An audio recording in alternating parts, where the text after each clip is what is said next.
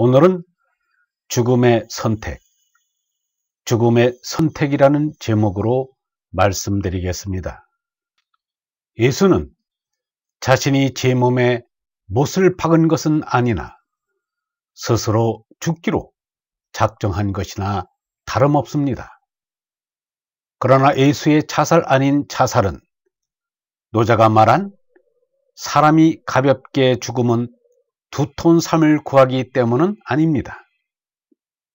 진리의 날을 위하여 거짓의 날을 희생한 것입니다. 영생의 싹을 틔우기 위하여 몸뚱이의 한 알의 밀알은 죽어서 그 새싹의 먹이가 되어야 합니다.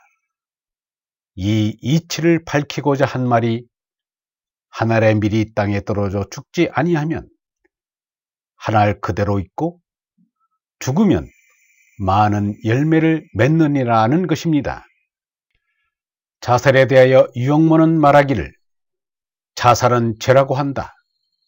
그것은 너의 생명은 하느님의 것이라 네 맘대로 처리하면 안 된다는 것이다.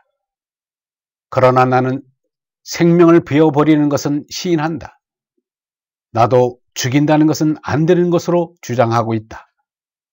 불교 사상이나 힐랍 사상은 그렇지 않은 것을 나도 알고 있다. 그러나 꼭 자살을 하여야 할 경우 그러한 자리에서 못나게 죽음을 피하는 것은 말이 안 된다. 죽는 것이 지금보다 나은 것이라면 죽어야 한다. 이렇게 죽어야 다음 때가 좀 살아난다. 얼굴은 쭈그러지고 나이는 70 넘게 늙어서 나는 병 하나 없다고 자랑을 한다. 그건 거짓말이다. 80, 90이 넘어서 건강이 있는 것인가? 죽을 때 죽을 수 있는 사람이 되어야 한다. 이래야 사람이 가치 있게 보이지 않겠는가? 예수는 말하기를 아버지께서 나를 사랑하시는 것은 내가 다시 목숨을 얻기 위하여 목숨을 버림이라. 이를 내게서 빼앗는 자가 있는 것이 아니라 내가 스스로 버리노라고 하였습니다. 여기에 목숨을 얻기 위하여 목숨을 버림이라는 뜻을 바로 알아야 합니다. 참된 목숨인 얼라를 얻기 위하여 거짓 목숨인 죄나를 버림이라고 해야 바른 뜻을 알 수 있습니다. 진리의 생명을 얻기 위하여 거짓 생명을 버린다는 말입니다.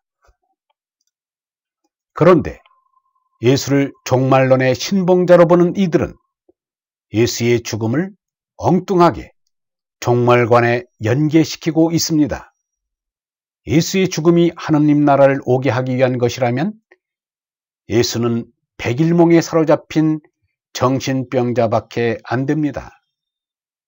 예수가 죽은 지 2000년이 지나도록 오지 않았는데 그런 망상가를 어찌하여 우리가 스승으로 받든단 말인가? 예수의 위대한 점은 그의 정신적인 어머니인 유대교와 결별한 데 있습니다. 그런데 유대교의 종말 사상에 예수를 끌어다 붙이려는 것은 그야말로 예수의 말대로 삼배 조각을 낡은 옷에 붙이는 일이요 새 포도주를 낡은 가죽부대에 넣는 일입니다. 예수는 종말관을 포함한 유대교와는 다릅니다.